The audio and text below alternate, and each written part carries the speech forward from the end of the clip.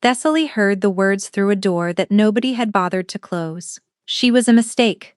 3 words, the Alpha King's voice, low and irritated. The way someone might speak about a clerical error or a misplaced invoice. Not cruel. Worse than cruel. Dismissive. Like she was a line item that needed correcting. She was standing in the Luna Wing. The Luna Wing, where every chosen mate of every Alpha King had lived for the last 400 years. The walls were hung with silver silk. The bed was enormous and canopied and smelled faintly of cedar and old roses. Moonlight poured through arched windows that overlooked the eastern gardens, and on the vanity, still warm from the oracle's hands, sat the silver circlet that had been placed on Thessaly's head less than 1 hour ago. She could still feel the phantom weight of it on her brow. 1 hour. That was all the time between the most extraordinary moment of her life and the most humiliating. The choosing ceremony had been simple, or it was supposed to be. Oracle Sibylla had walked the line of candidates, 12 noble women in white, daughters of the great houses, each one polished and perfumed and bred for exactly this purpose. Thessaly had not been among them. Thessaly had been in the back of the great hall, tucked behind a column with an ink-stained sleeve and a stack of census ledgers she was meant to be delivering to Counselor Margrave. She was a bookbinder, an archivist in the Royal Library. She repaired cracked spines and restitched loose signatures and catalogued tax records that no one would ever read, and she had no business being anywhere near a choosing ceremony. But Counselor Margrave had a talent for sending her on errands at the worst possible moment, and the census ledgers he needed were apparently so urgent that they couldn't wait until after the sacred rite that would determine the future queen of the realm. So Thessaly had slipped in through the servants' entrance, clutching her stack of ledgers, keeping close to the wall, trying to be exactly what she had always been, invisible. The oracle's flame was supposed to choose. A pale blue fire that burned in the ceremonial basin, contained an obedient for centuries. It would lean toward the chosen candidate like a compass finding north, and that woman would become Luna. The flame had not leaned toward any of the 12 noblewomen. It had erupted. Thessaly had felt the heat from 30 feet away. The fire had surged out of the basin, climbed the air in a spiraling column of white and blue, and bent across the entire length of the great hall to point directly at her. The silence that followed was the loudest thing she had ever heard. Every face in the room turned. The noblewomen stared, the counselors stared, the guards stared. And at the head of the hall, Alpha King Caedmon Valdrin, who had been watching the proceedings with the detached patience of a man enduring a necessary inconvenience, went completely still. Thessaly had stood there with census ledgers pressed against her chest and ink on her fingers, and thought very clearly, this cannot possibly be happening to me. But it was happening. The 12 noblewomen were staring at her with expressions that ranged from disbelief to barely concealed fury. Lady Ravon, the frontrunner, whose father controlled half the northern territories, had gone so pale her lips were white. The counselors were murmuring. The guards had shifted their weight, uncertain, looking to the king for direction. And the king, Caedmon Valdrin. He had risen from his seat, slowly, and his dark gray eyes had locked onto her across the length of the hall with an intensity that made her knees buckle. She couldn't read his expression. She couldn't read anything except the wild, desperate hammering of her own pulse. But then Oracle Sibylla had crossed the hall, taken the ledgers gently from her hands, and placed the silver circlet on her head. "The flame has chosen," the oracle said, and her voice carried to every corner of the room. "It is done. It was not done. It was done for exactly 53 minutes." That was how long it took for Thessaly to be escorted to the Luna Wing, dressed in ceremonial silver by servants who wouldn't meet her eyes, and left alone in a room built for queens. 53 minutes before the king's voice drifted through the unclosed door of the adjacent study. "She was a mistake. The oracle is wrong. I will have this corrected by morning." And then Hadric, the king's beta, quieter but audible. "The flame has never been wrong, Caedmon. Not once in 4 centuries. Then it is wrong now. A chair scraped against stone, a bookbinder, an unsigned foundling with no house, no bloodline, no name worth recording. You expect me to present her to the court as Luna? Thessaly's hands had gone numb. She looked down at them, at the ink stains that never quite washed out, at the calluses on her fingertips from years of pressing leather and stitching thread through parchment. No name worth recording. She had always known that about herself. She had known it every morning. She woke in the narrow cot in the servants' quarters. She had known it every time a courtier looked through her like glass. She had known it every time she signed a library requisition form with just Thessaly, because she had no second name to offer. Hearing someone else say it out loud was a different kind of pain. The kind that confirms your worst suspicion about yourself. The one you kept locked in the dark and hoped was just a fear. But it wasn't a fear, it was a fact, and the king himself had said so. She did not cry. She had learned a long time ago that crying required an audience who cared, and she had never had one. Instead, she moved, quietly, methodically. The way she did everything. She removed the ceremonial gown and folded it on the bed.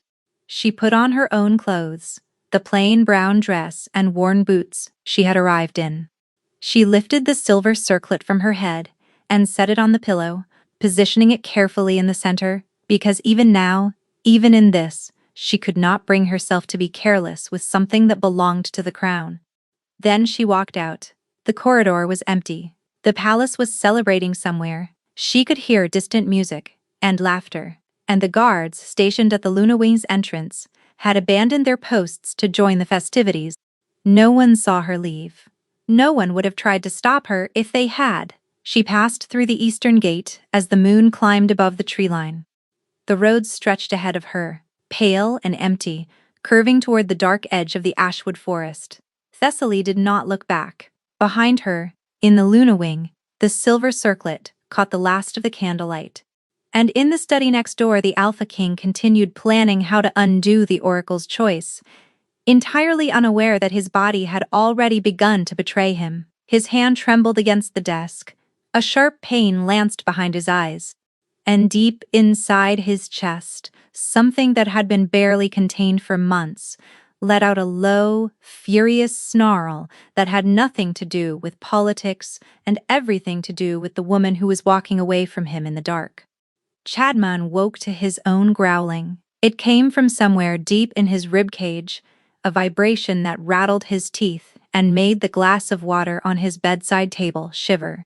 His hands were twisted in the sheets, and when he opened his eyes, his vision was wrong, too sharp, too saturated. The room looked like it had been dipped in amber, every shadow carved with predatory clarity, every dust mote suspended in the lamplight like prey. Wolf eyes. He was seeing through his wolf's eyes. He forced the shift back with a violence that left him gasping. The amber bled out of his vision. The growling stopped. His hands unclenched, and he saw the blood where his own claws had punctured his palms before retracting. The clock on the mantel read just past dawn.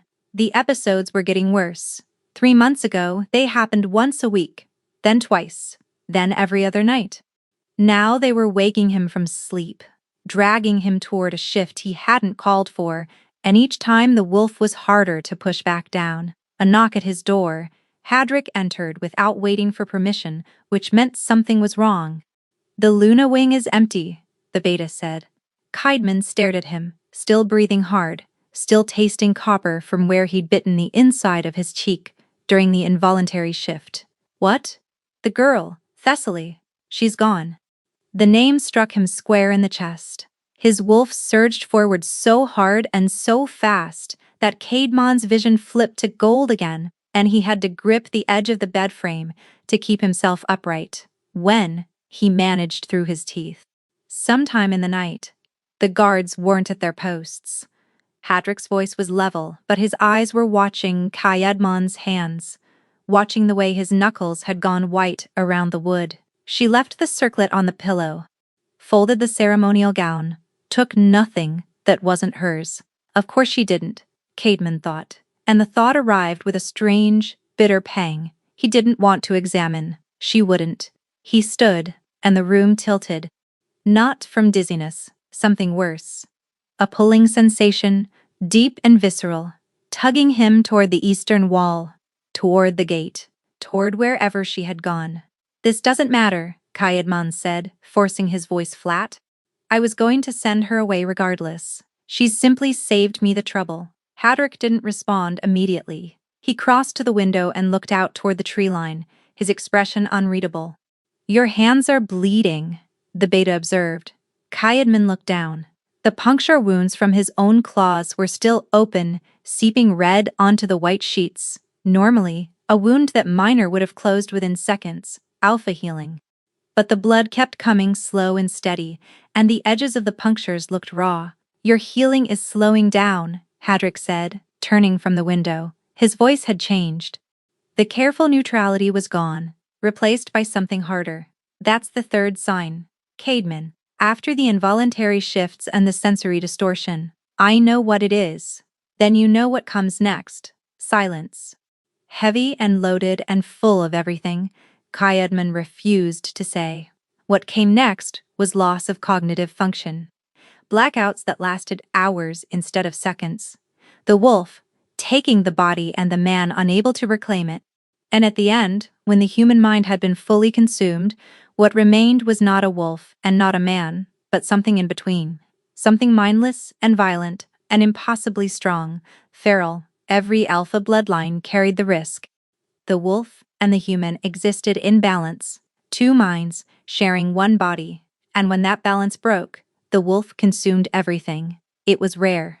It was irreversible, and there was only one protocol for dealing with a feral alpha. His father had gone feral when Caedmon was 17. The decline had been slow at first, almost imperceptible. A flash of amber eyes at dinner, a growl during a council session, that his father waved off as frustration.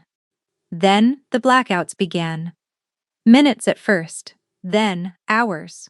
His mother had hidden it from the court for as long as she could, covering for the absences, making excuses, holding the kingdom together with both hands, while the man she loved disappeared, piece by piece, into something that wore his face but was no longer him. By the end, he didn't recognize her. He didn't recognize anyone. The thing that had been King Aldrin Valdrin had to be put down in the courtyard, and Caedmon, standing in the rain at 17 years old, had been the one to give the order. He could still hear the sound the blade had made, could still see his mother's face, could still feel the exact moment the crown passed to him, not with ceremony or celebration, but with blood on the cobblestones, and his mother's scream echoing off the palace walls. Now, the same thing was happening to him. And until last night, he had believed there was nothing anyone could do about it. "The oracle's flame pointed to that girl for a reason," Hadrick said quietly. "The flame chooses the one who anchors the alpha. That's not tradition. Caedmon? That's function. The Lunabond stabilizes the wolf. I don't need a lecture on pack mythology. It's not mythology. It's biology." Hadrick took a step closer, lowering his voice even though they were alone. "Last night, during the ceremony, when she was standing in front of you with the circlet on her head, your vitals dropped to normal for the first time in 3 months. Your pupils were stable. Your scent was clean. No trace of the feral markers I was watching. Caedmon, you were calm." Caedmon remembered. He remembered the strange, sudden stillness that had washed through him when the flame bent toward the girl in the back of the hall. The way his wolf, restless and snarling for months, had simply gone quiet, like an animal that had been pacing its cage for so long it had forgotten what peace felt like. And then suddenly, inexplicably, remembered. He remembered the way she'd looked at him when the oracle placed the circlet on her head. Not with ambition or triumph, or the calculating hunger he saw in every noblewoman who had ever angled for his attention. She had looked at him with terror, and beneath the terror, something so open and unguarded and honest that it had cracked something in his chest he hadn't known was sealed. He had not let himself think about what that meant. He had crushed it, buried it, told himself and his court that the flame was wrong, and now she was gone, and his wolf was screaming, and the pulling sensation behind his sternum was getting stronger with every passing second.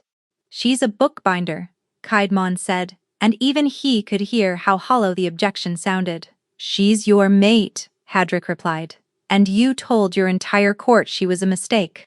And now she's gone, and your wolf is trying to claw its way out of your body to find her." He paused. "So what would you like to do about that?" Another surge. Kiedmon's spine bowed, his shoulders rolling forward as something inside him fought to reshape his bones. He caught it barely, slamming his fist against the bedpost hard enough to crack the wood. "Find her!" he said through gritted teeth. Now Hadrick was already moving toward the door. "Trackers are assembling, but Caedmon." He stopped in the doorway and looked back. "She left through the eastern gate. The trail leads into the Ashwood." The words landed like ice water. The Ashwood, the burned-out skeleton of a forest, where the rebellion had happened, where Caedmon had fought, and bled, and done the one thing he could never undo, where his brother Torvin had died by his hand. "No one goes into the Ashwood," Caedmon whispered. "She did," Hadrick said. "So now you will, too." Thessaly had not planned to enter the Ashwood. She had planned to walk to the village of Brindleford, 12 miles east, where she could find work at a print shop or a bookbinder's stall, or anywhere that didn't require a bloodline or a surname or a divine fire selecting her for a role she was spectacularly unqualified to fill. She had planned to disappear into the kind of quiet, unremarkable life she had always lived, and she had planned to do it before anyone noticed she was gone.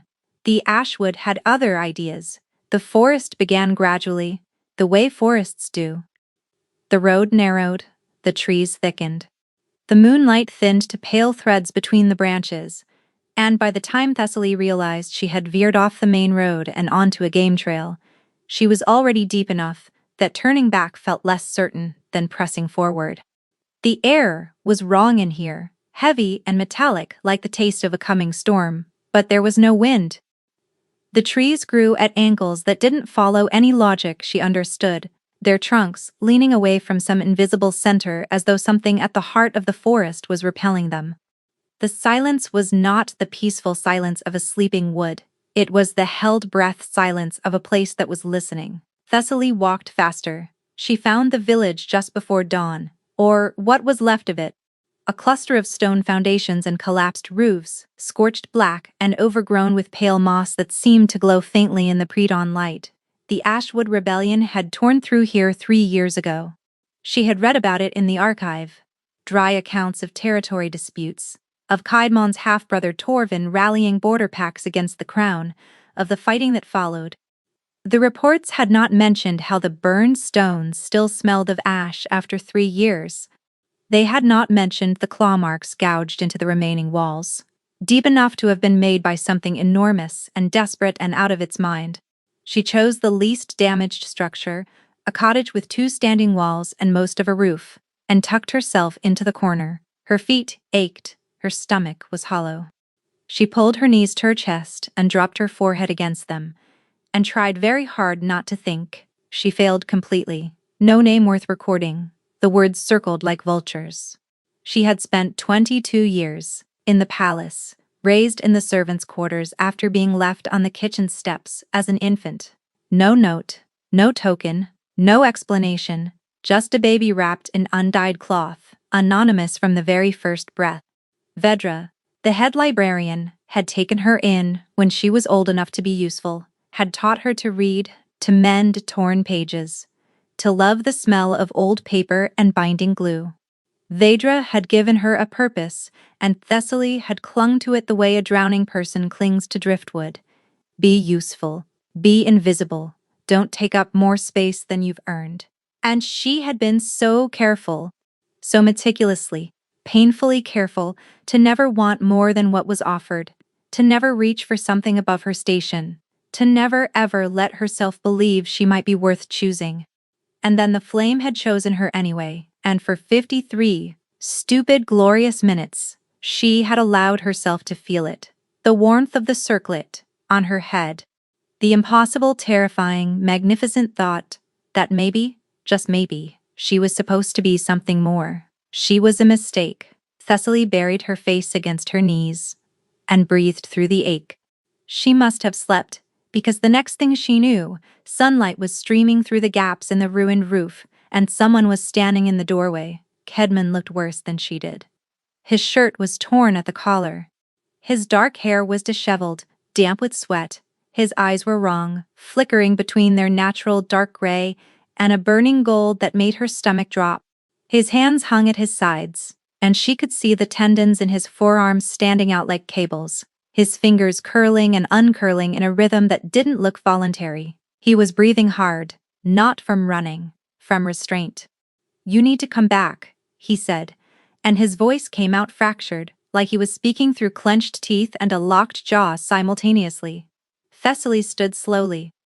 Her back was stiff, her legs aching from the walk, and dried tear tracks she hadn't known were there tightened on her cheeks. "You said I was a mistake," she replied. Her voice came out steadier than she expected. "Good," he flinched. Actually flinched, like she'd struck him. Something shifted behind his eyes, the gold flaring brighter, and his hand shot out to grip the doorframe. The wood groaned under the pressure. "I was wrong," he ground out. "Were you?" "Yes. Because you've had a sudden change of heart overnight, or because you need something from me." The question landed like a blade, and she watched it cut. His jaw worked. The wolf behind his eyes pulsed. He didn't answer, which was an answer in itself. "That's what I thought," Thessaly said quietly. Something cracked in the doorframe. She looked and saw that his fingers had splintered the wood, the grain splitting beneath a grip that was no longer entirely human. His nails were too long, too curved, not claws, not yet, but close. Then she saw the blood. His palms were slick with it, crescent wounds that weren't healing, and the veins in his wrists had darkened to a bruised violet that looked deeply, fundamentally wrong. "What's happening to you?" she whispered. He released the doorframe and stepped back, hiding his hands. "Nothing. You need to come back. It isn't safe here." "For whom?" Thessaly asked. Before he could answer, the sound of horses broke through the trees. Hadric emerged from the forest with 4 mounted guards, and the relief on the Beta's face, when he saw them both standing, was so profound, it answered more questions than anything the king had said. They brought her back. Not to the Lunawing. To a small chamber on the 3rd floor, connected to the king's quarters by a single door. Hadric explained it privately, standing in the corridor outside, while 2 servants prepared the room. "The king has a condition," Hadric said. "It's been worsening for months. We've tried healers, herbalists, pharmaceutical remedies, spiritual interventions. Nothing works. And I do," Thessaly said flatly. "Your proximity stabilizes him.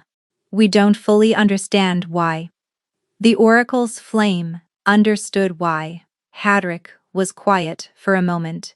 "Yes, it did." Thessaly leaned against the corridor wall and stared at the ceiling.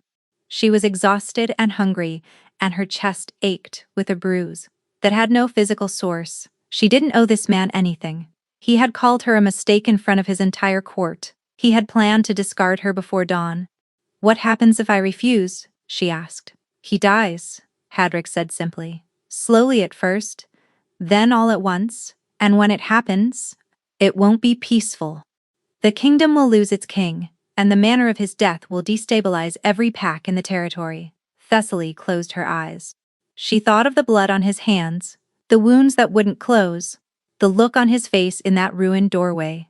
Not arrogance, not command. Terror, the kind of terror that comes from feeling your own body turn against you. She thought of the flame bending toward her across the great hall, the warmth on her forehead, 53 minutes of believing she mattered. "I'll stay," she said. "But not for him, not yet." Hadric nodded. He didn't ask who she was staying for. Perhaps he already knew. From behind the connecting door came a sound that stopped her breath. A low, guttural snarl that vibrated through the wood and into the stone beneath her feet. Then the heavy thud of a body hitting the floor. Then silence. "What exactly is happening to him?" Thessaly whispered. Hadric looked at her for a long moment, then turned and walked away without answering. The arrangement, as Hadric called it, was straightforward. Thessaly stayed in the adjoining chamber. The connecting door remained open. She was not required to interact with the king, to speak to him, to acknowledge him, or to do anything at all except exist within proximity. Nobody explained why proximity mattered. Nobody explained the condition. Nobody explained anything. Thessaly found this infuriating. On the first morning, she sat in her room, with her arms crossed and listened to the king working at his desk on the other side of the open doorway. The scratch of his pen on parchment, the occasional murmur as he dictated notes to himself, the creak of his chair when he shifted his weight. She did not look at him. She stared at the wall and felt furious and invisible and deeply, confusingly aware of his presence in a way she couldn't explain. It was like standing near a hearth. She could feel his warmth, even with her back turned. Something in her chest hummed faintly, a low vibration she had never felt before, and it grew quieter whenever he moved, farther away, and stronger whenever he came close. On the second morning, someone had left a stack of books on the table beside her chair. 3 volumes of Aldessi's siege campaigns of the Northern Territories, a text so rare that the Royal Library only had 1 copy, which Thessaly had personally rebound twice because the binding kept cracking from age. She looked at the books, she looked at the open doorway. The king was writing, his head bent, his posture rigid with the careful control she was beginning to recognize as his permanent state. "These are from the restricted archive," Thessaly said. "Are they?" Caedmon replied without looking up. "They require written authorization from the head librarian to be removed from the reading room, do they? Did Vedra authorize this?" "I am the king," Caedmon said, still not looking up. "I do not require authorization." Thessaly opened the first volume and did not say, "Thank you." She read instead, and the silence between them settled into something that was not comfortable, but was at least not hostile. A ceasefire, fragile and undeclared. On the third day, the tea appeared. Not the standard palace blend that tasted like boiled twigs, but Vedra's personal mixture, blackberry leaf and dried honeysuckle, and the faintest trace of mint, the blend that Thessaly drank every afternoon in the library while she worked. The blend that no one outside the archive even knew existed. It was waiting on her side table when she arrived in the evening, steaming gently in a ceramic cup that was nicer than anything she had ever drunk from. "Where did this come from?" she asked. Caedmon turned a page of his report. "I have no idea what you're referring to. This is Vedra's private blend." Someone would have had to go to the library, ask Vedra specifically for it, and bring it here. "That does sound like quite an ordeal. Did you do this?" "I am extremely busy, as you can see." He gestured at the report in front of him without lifting his gaze from it. Thessaly picked up the cup, took a sip, and felt the warmth spread through her chest. She bit the inside of her cheek to keep from smiling. She failed. A rhythm developed, reluctantly. In the mornings, Thessaly returned to the library to work. Vedra, who had the rare gift of knowing everything and saying very little, asked no questions about the new living arrangement. She simply adjusted the work schedule and gave Thessaly a knowing look that Thessaly chose not to interrogate. In the evenings, Thessaly came to her chamber, and the king worked in his, and the open doorway sat between them like a border neither of them crossed. The books kept appearing. Military history, cartography, a beautifully illustrated bestiary. She had coveted for years. Each one was placed on her table without comment. Each one was denied. "The bestiary," she said on the 5th evening. "What bestiary?" "The one with the hand-painted illustrations of northern wolves that I have been trying to get approved for restoration for 2 years. I am unfamiliar with such a volume. It is sitting on my table. How mysterious." Thessaly shook her head, but the corner of her mouth twitched, and she saw his pen pause for just a fraction of a second before he resumed writing. On the 7th evening, she was reading aloud to herself. It was a habit she'd developed as a child in the archive. Alone with the books and no one to talk to, and she did it without thinking. A passage from Aldessi about the siege of Thornwall, the tactical decision to flood the eastern valley rather than lose the garrison. "That account is wrong," Caedmon said. Thessaly looked up startled. He was watching her from his desk, his pen lowered, and it was the first time he had voluntarily initiated conversation. "What do you mean?" she asked. "Aldessi claims the garrison commander ordered the flood. He didn't." It was the supply officer, a woman named Drenna Calloway, who realized the dam could be breached manually if someone climbed the eastern face during the storm. Aldesi credited her superior, because he couldn't conceive of a woman making that kind of tactical decision. Thessaly stared at him. How do you know that? Because the Calloway family served my house for 6 generations. Her journals are in the private collection. I read them when I was 12. Can I see them? The question came out before she could stop it, breathless and eager and utterly stripped of the icy distance she had been maintaining. Something shifted in his face, the hard line of his jaw softened. His eyes, which had been dark and guarded since the moment she arrived, warmed by exactly 1 degree. I'll have them sent, he said. That night, Thessaly found herself talking. Not reading aloud, talking. About the archive, about Vedra's impossible filing system, about the apprentice who had once shelved 300 land deeds in reverse chronological order and caused a minor bureaucratic crisis that took 2 weeks to untangle. Caedmon listened. She could tell he was listening because his pen stopped moving, and because when she paused to take a breath, the silence had a different quality, attentive, present. She talked until her voice grew soft, and when she glanced through the doorway, his head was resting on his folded arms. His breathing had deepened. The rigid tension that lived permanently in his shoulders had dissolved. He was asleep, at his desk, in the middle of the evening, with his reports still spread out beneath him, and a half-written sentence trailing off the edge of the page. Thessaly watched him for a long time. The firelight caught the angles of his face, and without the tension and the control and the guarded coldness, he looked younger, tired in a way that sleep alone couldn't fix, the kind of tired that lives in the bones. Something turned over in her chest, not forgiveness. Not yet, but something adjacent to it, something that frightened her. The next evening, before she even opened her book, he asked, "What happened with the land deeds?" Thessaly's breath caught. He'd been listening.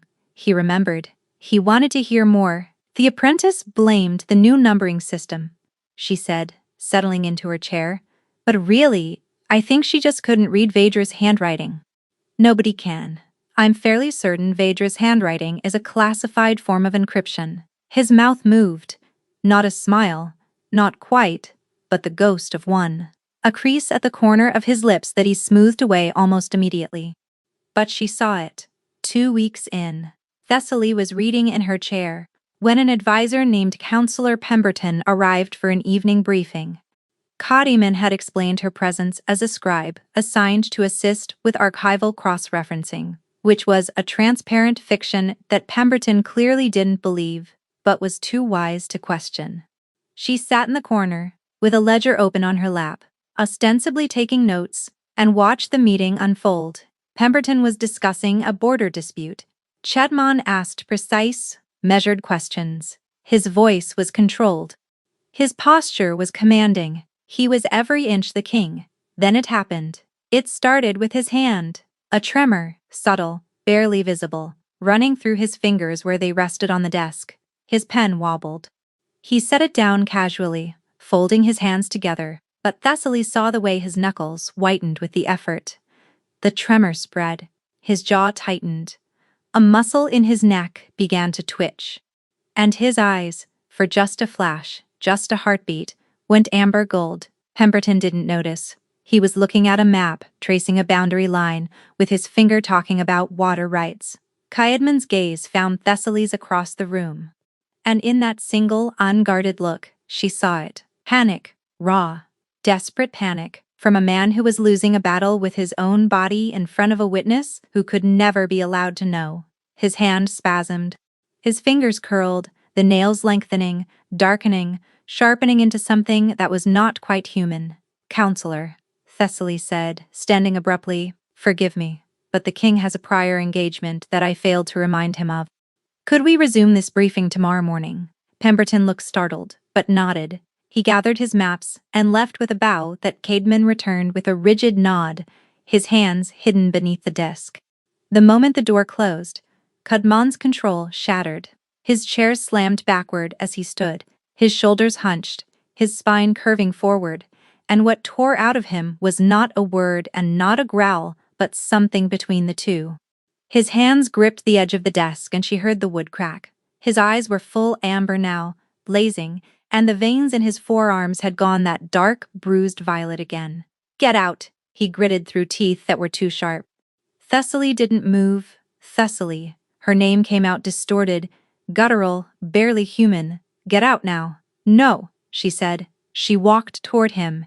Her heart hammered so hard it echoed in her temples, but her feet kept moving, one step and then another, until she was standing directly beside him. His wolf was right there, behind his eyes. Not the mindless fury she had expected, but something else entirely. Recognition. Desperate, aching recognition. Like an animal that had been lost in the dark and had just caught a familiar scent, she put her hand on his arm. The effect was instantaneous. The gold drained from his eyes like water pulled through sand. His breathing hitched, then steadied. The tremors stopped. The sharpness of his teeth softened. His claws retracted, leaving only the crescent wounds in his palms and the cracked desk, and the silence of a room that had almost become something much worse. He looked at her hand on his arm, then at her face. And for one unguarded, uncontrolled moment, every wall he had built came down. She saw fear and gratitude and shame, and something else, something bright and terrified, that he buried so fast she almost missed it. "How do you do that?" he whispered. "I don't know," she said. And she meant it. He didn't pull away from her touch. She didn't remove her hand. They stood like that for a long moment, connected by 5 points of contact, her fingers against his sleeve, while the fire crackled and the cracked desk settled, and the world outside continued, without knowing how close it had come to losing its king. That night, long after Caedmon had fallen asleep at his desk, listening to her voice, Thessaly lay in her bed and stared at the ceiling and tried to make sense of the humming in her chest. It was stronger now. It had been growing every day, a low, warm vibration that pulsed in time with something she couldn't identify, and it responded to him. When he was near, it settled. When he was far, it ached. When she had touched his arm tonight, it had flared so bright. She almost gasped. She was still trying not to think about it when the sound came. Not from his chambers. From deeper. From somewhere inside the walls themselves, echoing through stone and timber and bone, a howl, long, low, and saturated with a grief so raw it made her eyes sting. Not a wolf calling to its pack. A wolf calling for something it had lost and could never find. A wolf tearing itself apart from the inside out. And beneath her skin, in the space behind her ribs, where the humming lived, something she had never felt before stirred in response, something that was not quite hers, something that answered. Thessaly pressed her hand to her chest and felt her heart racing, and felt the other pulse, the new one, the one that was not her own heartbeat, but matched it perfectly, and she thought, "What is happening to me?" Vedra was waiting for her in the library the next morning with 2 cups of honeysuckle tea and an expression that meant business. "Sit down," the head librarian said. Thessaly sat. "You've been sleeping in a chamber connected to the king's quarters for 2 weeks," Vedra said, pushing one of the cups toward her. "The entire palace is whispering, and I've been patient, but my patience has limits. Talk." Thessaly wrapped her hands around the cup and stared into the honey-colored liquid. She had been keeping the secret because Hadric had asked her to, because the arrangement was supposed to be temporary, because she didn't fully understand it herself, but the humming in her chest had grown louder overnight. It was no longer a faint vibration she could ignore. It was a steady pulse, warm and insistent, and it was synchronized to something she could not see. "He's sick," Thessaly said quietly. "Something is wrong with his wolf." Vedra's expression didn't change, but her hands went still around her cup. "Go on." His eyes go amber without warning. His claws extend when he doesn't call them. He trembles, and the veins in his arms turn dark, and when it gets bad, he loses himself completely. Last night, during a meeting with Councillor Pemberton, I thought he was going to shift right there at his desk. The library was silent around them. Early morning light fell through the tall windows in pale columns, illuminating the dust motes that drifted between the shelves.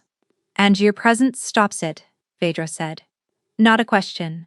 I touched his arm and it stopped instantly, like blowing out a candle. Vedra closed her eyes for a moment. When she opened them, the look on her face was one Thessaly had never seen before. Fear. Actual fear, from a woman who had survived plagues and palace coups, and the destruction of 3 separate archive collections without ever raising her voice above a measured calm. "The king is going feral," Vedra said. The word landed like a stone dropped into still water. Thessaly had read about feral alphas, dry clinical descriptions in medical texts she had catalogued years ago, the progressive dissolution of the human psyche. The wolf consuming the man. Stage 1 was sensory distortion and involuntary partial shifts. Stage 2 was blackouts, periods where the wolf held the body and the human mind was locked away. Stage 3 was permanence. The wolf took the body entirely, the human mind dissolved, and what remained was something powerful and mindless and violent. There was no stage 4. There was only the blade. "His father," Thessaly whispered. "King Aldrin." "Yes." Vedra's voice was steady, but her hands were not. It took Aldrin 11 months from first symptoms to full dissolution. Cadmon was 17 when he had to order the execution of his own father. The boy stood in the rain and watched the only parent he had left die like an animal. His mother never recovered. She followed Aldrin to the grave within the year. She paused, letting that settle. And now the same thing is happening to her son, and he has been hiding it from everyone, because admitting it out loud makes it real. Thessaly's stomach turned over. "How long has he had symptoms?" "Based on what you've described, and what I've suspected for some time, at least 4 months, possibly longer. He hides it well. He has always hidden everything well." The boy learned too young that showing weakness in this palace gets people killed. Vedra's gaze sharpened. "The Luna bond is the only known stabilizer for a fragmenting wolf. The flame didn't choose you by accident, child. It chose you, because without you, the king will die the same death as his father. And based on the rate of progression you're describing, he doesn't have long." The weight of that settled on Thessaly's shoulders, like something physical. She thought of the way his hand had spasmed last night, the way his eyes had gone gold with panic, the way he had looked at her when she touched his arm and his control came flooding back, the raw gratitude in his expression. The shame beneath it. "Does he know?" Thessaly asked. "That he's going feral?" "Of course. That you're his mate?" Vedra raised one eyebrow. "He knows. He's known since the flame chose you. That's why he fought it. Accepting a mate means admitting what's happening to him. And Cadmon would rather die than admit weakness." Thessaly opened her mouth to respond, but the humming in her chest suddenly spiked. A jolt of something. Electric, sharp and urgent, and impossible to ignore. "Something's wrong," she said, standing so abruptly her chair scraped across the stone floor. She didn't wait for Vedra's response. She ran.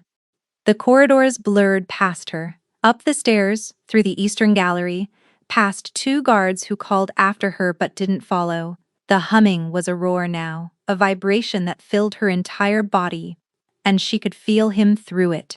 Fear, fury, and beneath both, a vast, formless darkness that was swallowing everything. She threw open the connecting door. Cadmon was on the floor, not collapsed. Crouched on his hands and knees, his fingers digging into the stone hard enough to leave gouges. His back arched unnaturally, the muscles beneath his shirt rippling and shifting in ways that shouldn't be possible without a full transformation. His eyes were pure amber, and when he lifted his head to look at her, there was no recognition in them. The wolf stared out at her from the king's face, and it was lost, completely, utterly lost. "Cadmon," Thessaly said, dropping to her knees in front of him. She reached for his face with both hands. The moment her skin touched his, the world fell away. She was somewhere else, somewhere broken. The landscape stretched in both directions, but it was split down the middle as though a giant blade had cleaved the earth in 2. The air tasted of iron and ash, and something older, something primal, that made her skin prickle and her breath come short. On one side, firelight. Warm amber, the crackling energy of something alive and powerful and ancient. A vast forest of flame-colored trees, stretching to a horizon that pulsed like a heartbeat. On the other, cold, blue-gray stillness, controlled and measured and human. A landscape of stone corridors and ordered shelves, and the quiet precision of a mind that survived by keeping everything in its place. And between them, a crack in the ground that widened as she watched, black and bottomless and hungry, devouring the edges of both sides with a patience that made her stomach drop. The fracture. The wolf stood on the amber side, massive and dark-furred, pacing the edge of the crack with a frantic, maddened energy. It was enormous, easily twice the size of any wolf she had ever seen, and its eyes burned like forge coals. On the blue-gray side, Saidmon stood with his arms at his sides, watching the wolf with an expression of absolute devastation. They were splitting apart, the wolf and the man, separating, and the crack between them was growing. Then, the memory hit her. Not hers, his. A burning forest. The Ashwood, 3 years ago, every tree ablaze, the screaming of wolves caught in the fire. A figure ahead of him, on its knees, a man with Caedmon's jawline and darker hair, and eyes that flickered between amber and gray, so fast they looked like sparks. Torvin. The name tore out of Caedmon's throat. The figure looked up, and for one heartbeat the amber cleared. Torvin's own eyes, human and aware, and filled with terrible understanding. He said something, one word, a name. Then the wildness consumed him again, and he lunged with teeth and claws, and Caedmon raised the blade. Thessaly screamed. She was on the floor of the king's chambers, gasping, her hands still cupping Caedmon's face. He was staring at her, fully human, his breathing ragged, his cheeks wet. His hands had come up to grip her wrists, not to pull them away, but to hold them there, as though her touch was the only thing keeping him tethered to the surface. Neither of them spoke. The fire crackled. The silence was enormous. She could still feel the afterimage of the fracture behind her eyes, the chasm, the splitting landscape, the terrible memory of the burning forest, and the brother who said his name before the wolf reclaimed him. You saw it, he whispered. Not a question. Yes, Thessaly breathed. I saw Torvin. I saw the Ashwood. I felt what you felt when you— She couldn't finish the sentence. She didn't need to. The look on his face told her he already knew exactly how much she had witnessed. His face closed, like a door slamming shut. He pulled away from her hands, stood and crossed the room. He kept his back to her, and she could see the rigid line of his shoulders, the way his fists clenched and unclenched at his sides. Don't speak of this, he said. To anyone. Ever. Caedmon. What I saw in there, the crack between you and your wolf, it's getting wider. If we don't. I said don't speak of it. The words hit the air like a slap. Thessaly flinched, but she didn't drop her gaze. You can't pretend this isn't happening, she said, her voice low and fierce. I was inside your mind, Caedmon. I felt what you feel. The guilt is eating you alive, and it's feeding the fracture, and if you don't let someone help you, leave, he said. Now he didn't shout this time. That was almost worse. The word came out quiet, controlled, final, delivered with the practiced authority of a king, giving a command he expected to be obeyed without question. Thessaly left. She made it to the corridor before her legs gave out. She slid down the wall and sat in the dark, with her spine against the cold stone, breathing through the ache in her chest, listening to the silence on the other side of the door. The next morning, Hadric appeared at the library. The arrangement is concluded, the beta said, his voice carefully neutral. The king has requested that you return to your quarters in the servants' wing. Your duties in the archive will resume as normal. Thessaly looked up from the binding press where she was repairing a cracked spine. Her hands were steady, her voice was not. Did he say why? He said the experiment produced no useful results. Hadrick's jaw tightened almost imperceptibly. I disagreed, for what it's worth. But he's the king. He's the king. Thessaly set down the awl she was holding and pressed her palms flat against the workbench. The vibration behind her ribs, which had been a warm, steady pulse for weeks, had changed overnight. It felt wrong now, strained, like a rope pulled too tight, quivering at a frequency that made her teeth ache. "Is he worse?" she asked. Hadrick didn't answer, which was an answer. The first 3 days were manageable. Thessaly returned to her cot in the servants' quarters, returned to her routine in the archive, returned to the invisible life she had lived for 22 years before a divine flame had pointed at her and changed everything. She told herself she was fine. She repeated it until it sounded true. She was fine. She had survived worse. She had survived being abandoned as an infant, survived growing up nameless in a palace full of people who looked through her, survived 22 years of being no one. She could survive this. By the 4th day, she knew she was lying. The headaches began on the morning of the 2nd day. Dull at first, a pressure behind her eyes that she attributed to poor sleep.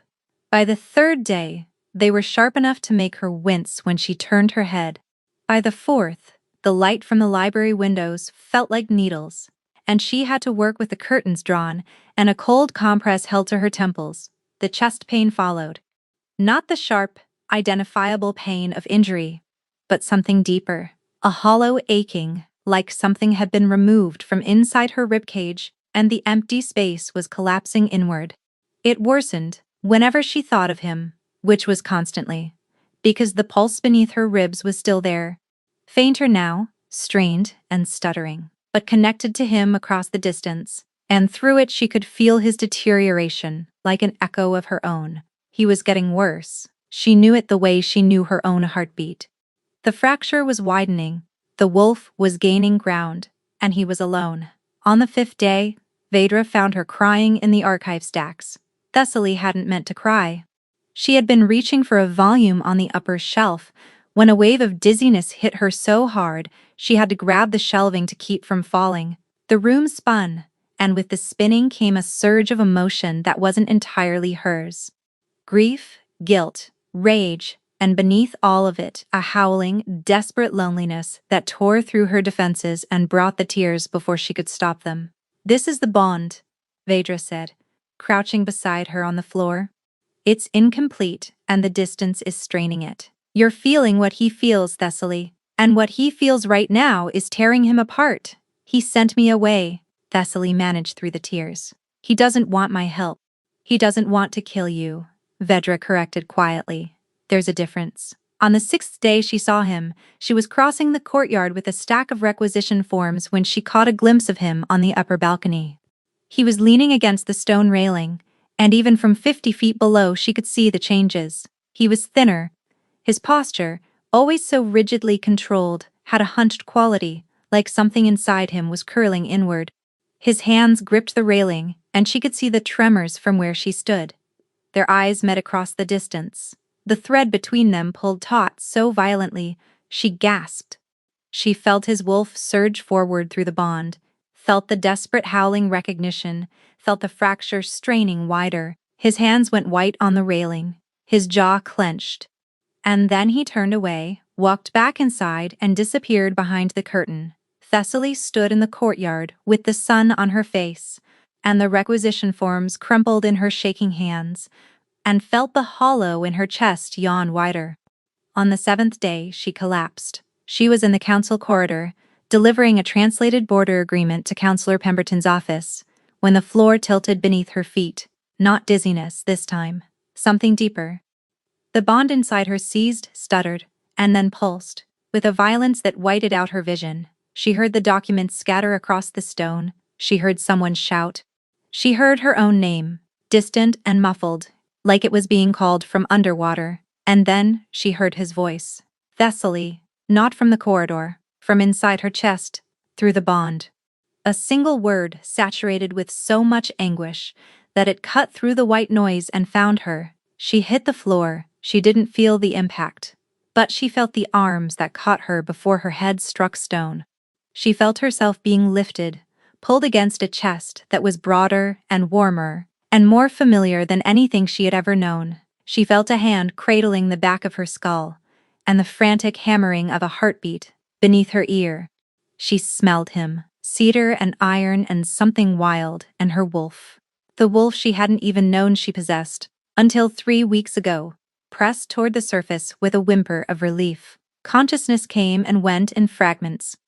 The blur of corridor walls moving past, voices sharp and urgent, Hadric's calm commands, Vedra's measured tone cutting through the chaos, and beneath it all, a low, continuous growl from the chest she was held against. Not aggressive, protective. A warning to everyone else in the corridor to stay back. She woke in the infirmary. The light was soft. Evening, she guessed. The familiar smell of dried herbs and linen surrounded her, and for a disoriented moment, she thought she was back in her cot, back in her routine, back in the safe, invisible life she had lived before. Then she turned her head and saw Kaidman. He was sitting in a wooden chair beside her bed, and he looked destroyed, not physically, though that too. The dark circles beneath his eyes were like bruises.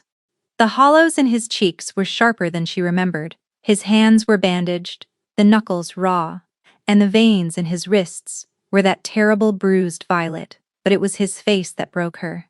The mask was gone.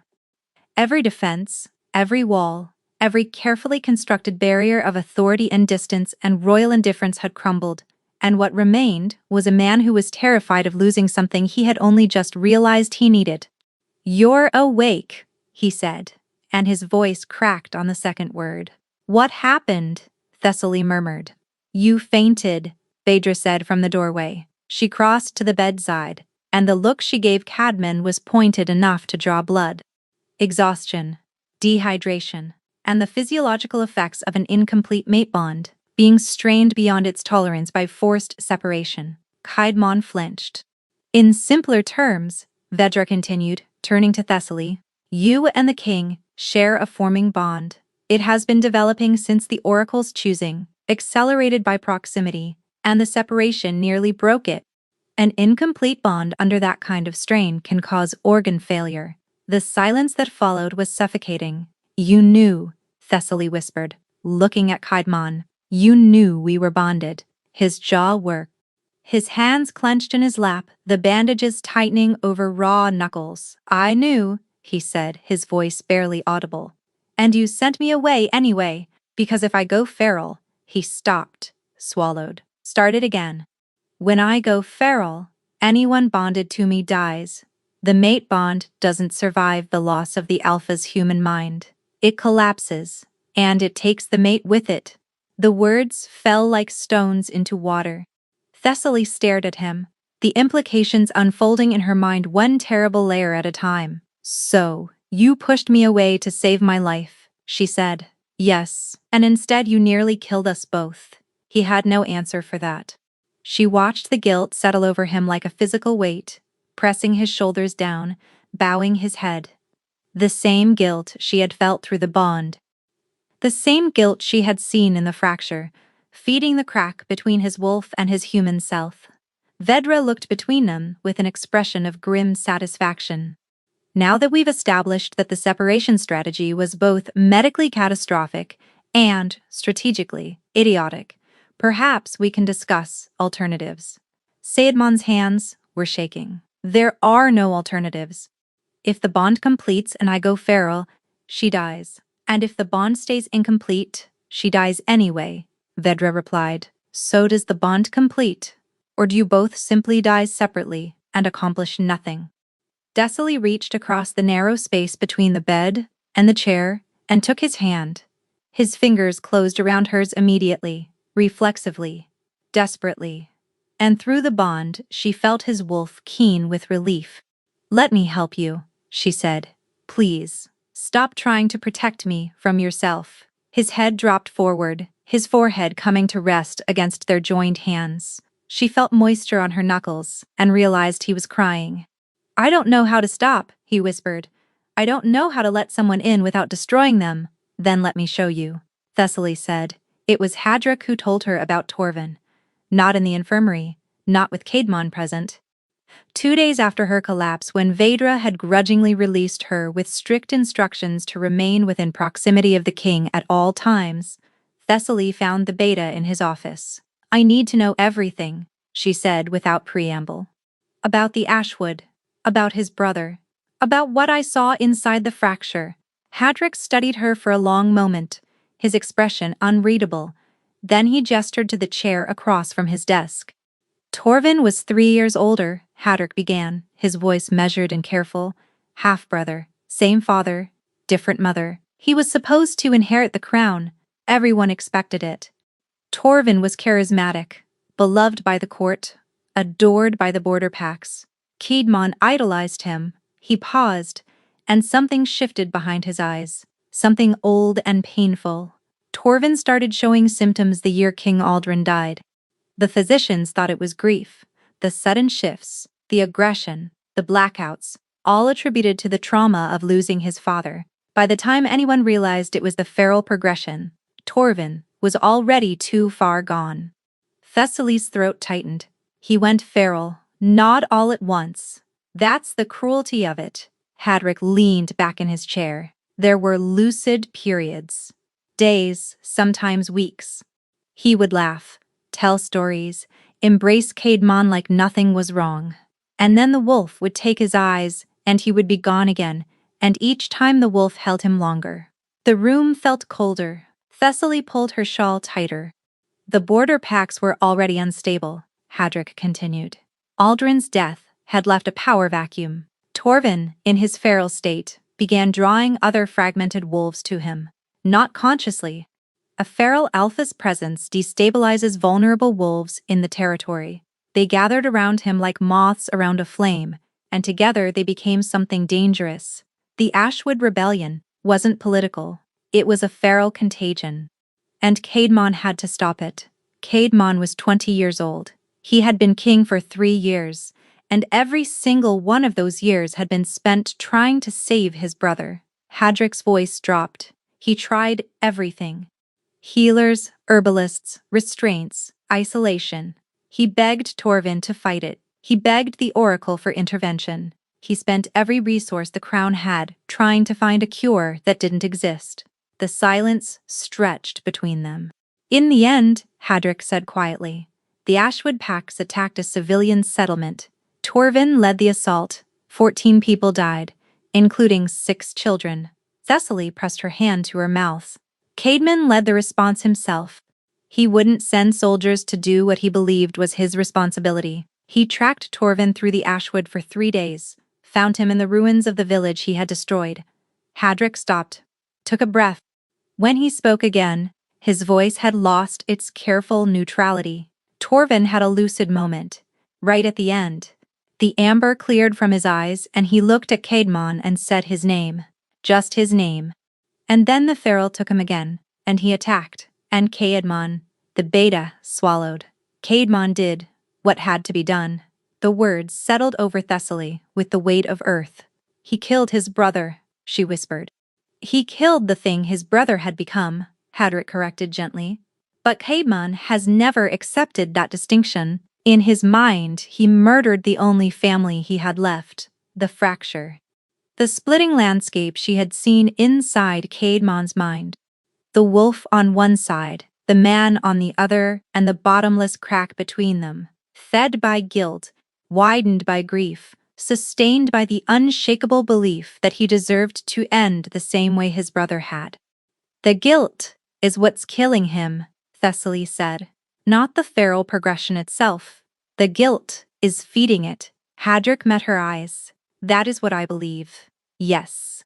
And he won't let anyone close enough to help because he's convinced that everyone who loves him ends up destroyed by him. His father went feral and had to be executed. His mother died of grief within a year. His brother went feral, and Caedmon had to kill him personally." Hadric spread his hands. "From where he stands, he is a curse. Everyone who gets close to him meets the same end. And now you, the one person who can save him, he pushes away because he believes proximity to him is a death sentence." Thessaly stood. The chair scraped against the stone floor. "Where is he?" she asked. "His chambers." Cecily, he's given orders that you're not to enter his quarters. The guards will stop you. Then tell the guards to stand down. Hadrick studied her for a moment. Then the corner of his mouth twitched in something that was almost a smile. Give me 10 minutes. She waited. She paced the corridor outside Hadrick's office, her pulse hammering, the bond humming so loud in her chest that she could barely hear anything else. Through it, she could feel Kaidmon, the exhaustion, the grief, and the feral darkness, closer to the surface than it had ever been, pressing against the walls of his control like water against a dam. When Hadrick nodded from the end of the corridor, she walked. The king's chambers were dark. The fire had burned low, casting long shadows across the floor. The desk was covered in untouched reports. The ink dried in the pen, and Kaidmon stood by the window, his back to the door, silhouetted against a sky full of cold stars. He didn't turn when she entered, but she saw his shoulders stiffen. She heard the sharp intake of breath. I told Hadrick no visitors, he said. I'm not a visitor, Thessaly replied. She closed the door behind her. The sound of the latch catching was very loud in the quiet room. You need to leave, he said, still facing the window. It isn't safe. You keep saying that. She took a step closer.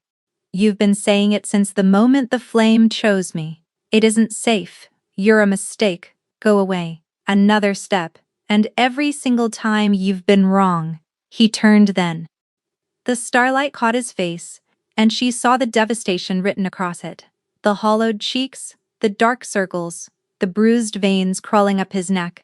His eyes flickered between gray and amber in a rhythm that looked agonizing, and his hands trembled at his sides. You don't understand, he said, his voice raw. Every person I've loved is dead because of me. I know about Torvin, she said quietly. He went rigid. The gold blazed behind his eyes. Hadrick told me everything. Your father, your mother, your brother, the Ashwood. She took another step. I know what the fracture is. I've been inside it. I've seen the crack between you and your wolf. And I know what's feeding it. Then you know why you should run, he said, and his voice broke on the last word. You know what I am. What I'll become. I can feel it happening, Thessaly. The wolf is winning. Every day it takes more of me, and I can't stop it. And when it's done, I'll be the thing that Torvin was, the thing my father was, and anyone bonded to me will die, Thessaly finished. I know, Vaedra told me. Then why are you here? He demanded. The words came out as a roar, raw and desperate, his control fracturing in real time. Why won't you leave?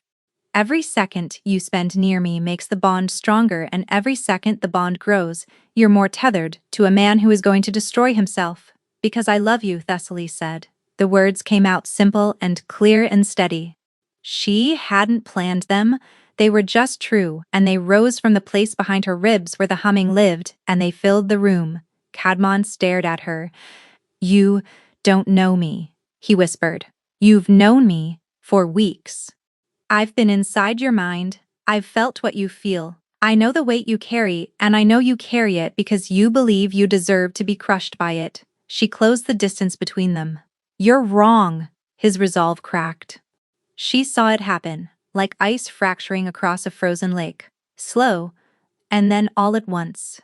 His hand rose to her face, trembling, his fingers tracing the line of her jaw with a tenderness that made her eyes burn.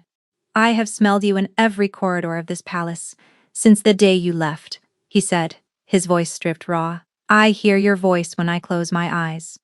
I reach for you at night, and the empty space where you should be is the only thing louder than the wolf. I tried to let you go. I tried to convince myself that sending you away was the right thing, the noble thing, and every single second of every single day without you has been the worst of my life. Thessaly kissed him. She rose onto her toes and pressed her mouth to his, and for one heartbeat he was frozen, his hands hovering at her waist like he was afraid she would shatter. Then the dam broke. His arms wrapped around her, lifting her off her feet, pulling her against him with a desperation that stole her breath. The bond blazed in her chest, brilliant and blinding, and through it she felt his wolf go still for the first time since she had known him, not quiet, not suppressed, still, peaceful, whole. He carried her to the bed, not with urgency, but with reverence, setting her down like she was something sacred, something that might vanish if he moved too quickly. His forehead pressed against hers, their breath mingling. "Are you sure?" he asked. "I've never been more sure of anything in my life," she said. When the mating bite came, it was instinct. His teeth found the curve of her neck and she gasped, not from pain, but from the sensation of the bond locking into place. A golden thread that wound through every part of her, connecting her to every part of him, wolf and man, and the fragile, precious space between. She bit him back, marking him as hers, and felt his whole body shudder. The bond sealed, bright and warm, and terrifyingly permanent. They held each other afterward, tangled in sheets and starlight, and the quiet aftermath of something that had changed them both permanently. Cadmon's breathing was deep and even against her hair, and for the first time since she had met him, his body was completely relaxed. No tremors, no flickering eyes, no rigid control holding back the tide. "I don't deserve you," he murmured into her hair. "No," Thessaly agreed, smiling against his chest. "You really don't. But here we are." His chest vibrated with a low laugh, and the sound of it, real and unguarded and full of a warmth she had never heard from him before, made her eyes sting with tears she didn't bother hiding. She fell asleep listening to his heartbeat, steady and strong and synchronized with the pulse of the bond in her chest. The future felt possible. Not easy, not guaranteed. But possible, and that was more than either of them had dared to hope for. She was smiling when the pulling started. It began as a tug behind her sternum, faint at first, easy to dismiss as the settling of the newly sealed bond. But it deepened, intensified, became a force she couldn't resist. The warmth of his body faded. The sound of his heartbeat grew distant. And then she was somewhere else. The fracture stretched before her, but it had changed. The crack was wider now, a chasm that pulsed with a terrible rhythmic energy. On the amber side, the wolf stood motionless, its burning eyes fixed on something Thessaly couldn't see. On the blue-gray side, Cadmon was nowhere, gone. Just empty space where the human half should have been.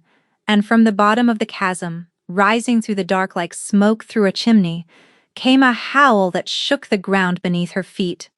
The wolf turned its massive head and looked at her, and she understood with a certainty that froze the blood in her veins that the bond hadn't saved him. It had simply given the fracture a door to reach her, too. The fracture was worse than she remembered. The chasm had doubled in width since her last visit. A vast, pulsing wound in the landscape that swallowed light and sound and hope in equal measure. The amber side flickered weakly, the flame-colored trees dimming at their edges, their leaves curling inward, as though the fire that sustained them was dying. The blue-gray side was almost gone. What had been a structured landscape of stone and order had eroded to a narrow strip of crumbling ground, barely wide enough to stand on, its edges dissolving into the dark. Thessaly stood at the boundary and felt the wrongness of it in her bones. "Cadman!" she called. Her voice vanished into the chasm, swallowed whole, before the echo could form. The wolf stood on the amber side, massive and still, its burning eyes fixed on her. It didn't snarl. It didn't pace. It simply watched her with an intensity that made her skin prickle, and she realized with a jolt that it wasn't hostile. It was waiting for her to understand something she hadn't understood yet. She looked at the blue-gray side, empty, no trace of the human half. The stone corridors and ordered shelves had crumbled into rubble, and the rubble was sliding, piece by piece, into the chasm. "Where is he?" Thessaly asked the wolf. The wolf turned its enormous head and looked down, into the chasm. Thessaly's stomach dropped. She moved to the edge and peered over, and the darkness below was absolute, not the absence of light, but the presence of something else, something heavy and dense and alive, a blackness that moved with intention. And deep inside it, she saw him. Cadmon was sinking, not falling, sinking, slowly, as though the darkness were something viscous that was pulling him down inch by inch. His eyes were closed, his arms hung limp at his sides. and around him, circling like vultures in a thermal. The memories played on repeat. Torvin's face, lucid and human, saying his brother's name, the flash of the blade, the sound it made, the weight of the body afterward. Then the loop reset, and it happened again, and again, each repetition stripping something away from the man at the center, each cycle pulling him deeper into a guilt so profound it had become gravity. He wasn't fighting it. He thinks he deserves this, Cecily whispered, the realization hitting her like a blow to the chest. The wolf made a sound, not a howl, not a growl, a whine. Low and desperate and aching, the sound of an animal watching its other half drown and being unable to reach him. And she understood at last what the fracture truly was. The wolf wasn't the enemy. The wolf had never been the enemy. The wolf had been trying to take over, not because it wanted to consume the man, but because the man had stopped wanting to survive. The feral progression wasn't the wolf attacking. It was the wolf attempting to save what the human mind had decided to abandon. Cadmon was letting himself die, and his wolf was going mad, trying to prevent it. Thessaly looked at the chasm. It was wide.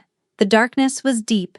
The edges of the ground crumbled where she stood, and she could feel the pull of it, the seductive heaviness, the whisper that said there was no point in fighting something this vast, and this patient and this certain. She jumped. The darkness caught her like cold water, dense and suffocating.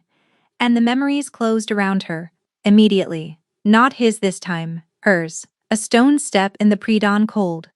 A baby wrapped in undyed cloth, silent, left behind by people whose faces she would never know. The years that followed, each one, a lesson in the same curriculum. You are not enough. You are not wanted. You take up space that belongs to someone else. Be grateful for what you're given. Don't ask for more. Don't reach. Don't hope. Don't love. Because love requires someone to choose you, and no one ever will. She was a mistake. The king's voice, cold and dismissive, and the 53 minutes of believing she mattered, collapsing into nothing. The memories pressed against her, trying to drag her down the way they were dragging him, and for a terrible suspended moment, Thessaly felt herself surrender to them. The weight was so familiar, she had been carrying it her entire life. It would be so easy to simply stop fighting, to let the darkness have her, to agree with every voice that had ever told her she was nothing, but then she felt the bond. Golden and warm and stubborn, blazing in her chest like a coal that refused to go out. It connected her to him, even here, even in the dark, a thread of light in the void, and she realized something, so obvious it almost made her laugh. She had believed she was nothing her whole life. And then, a sacred flame, older than memory, had looked at every soul in a crowded hall and chosen her, not because she was powerful, not because she had a name or a bloodline or anything the world considered worthy, because she was enough. She had always been enough. The flame knew it, the wolf knew it.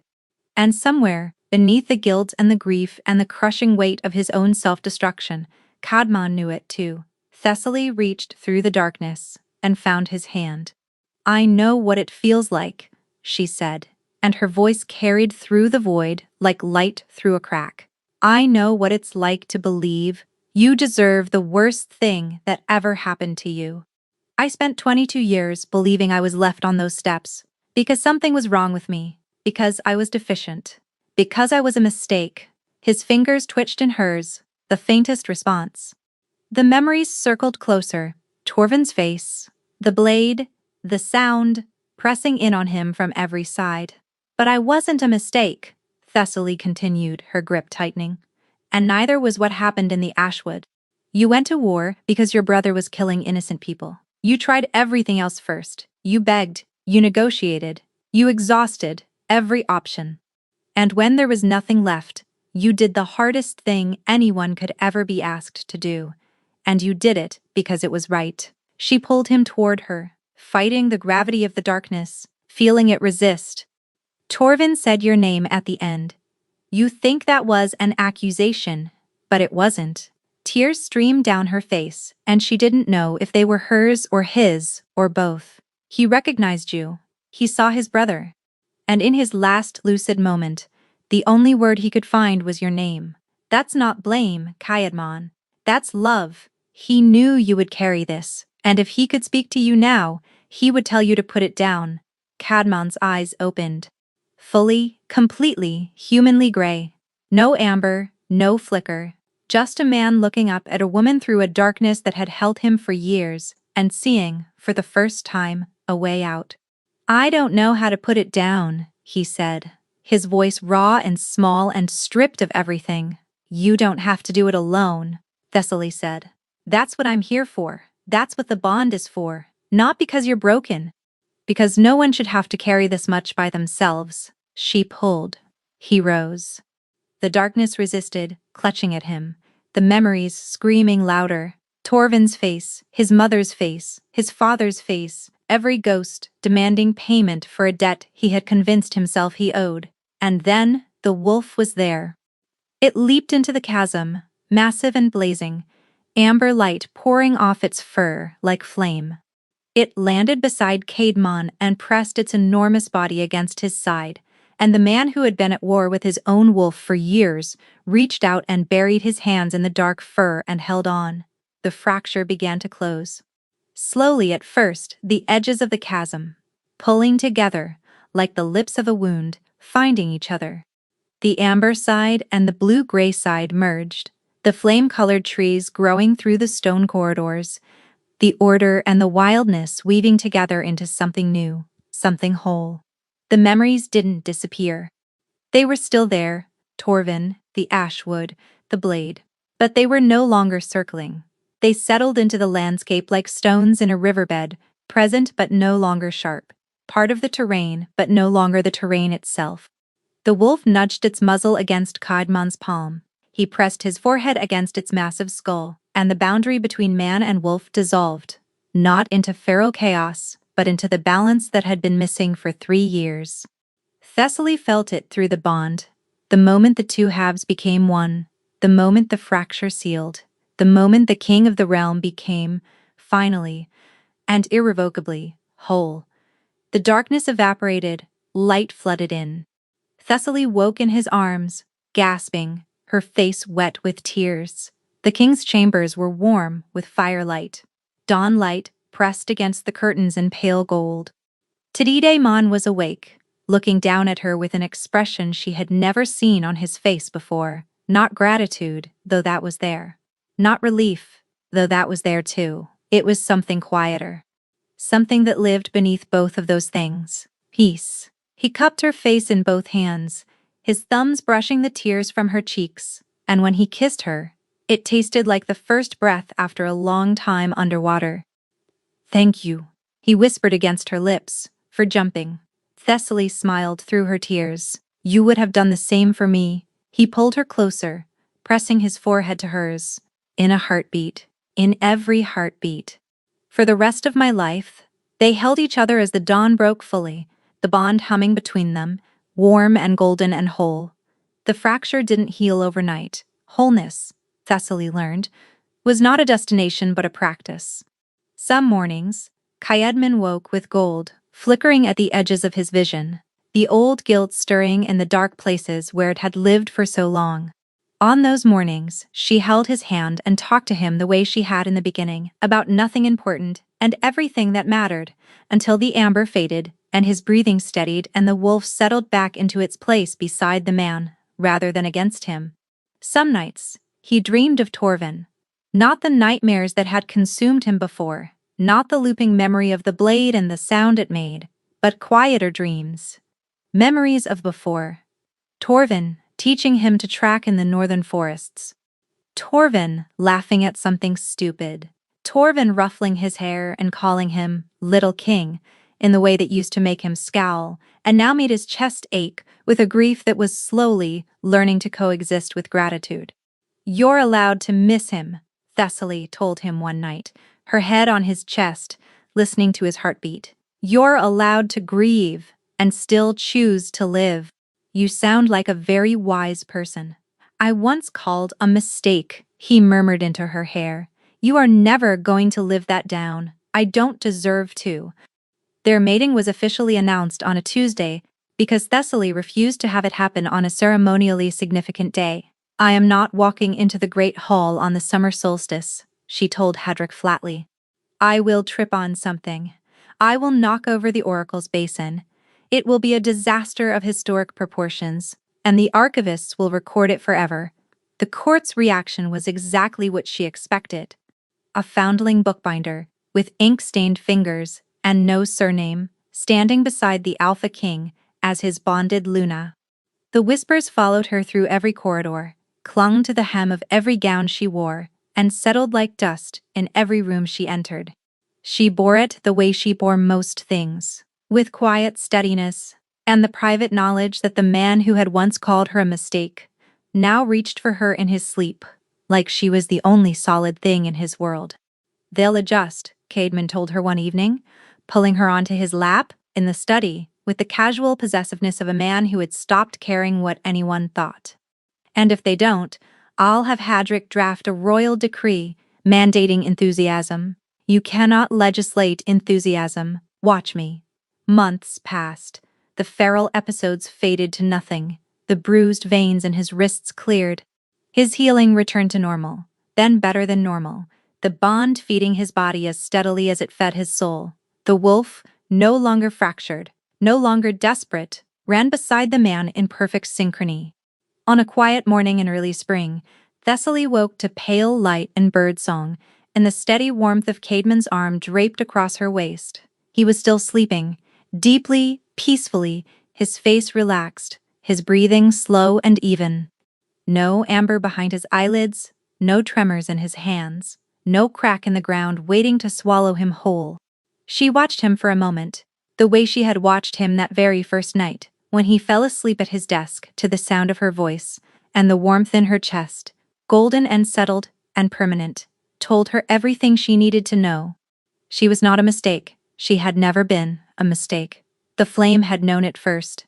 The wolf had known it second. And the man, stubborn and broken and brave and hers, had learned it last. Thessaly settled back against his shoulder, closed her eyes, and let the morning hold them both.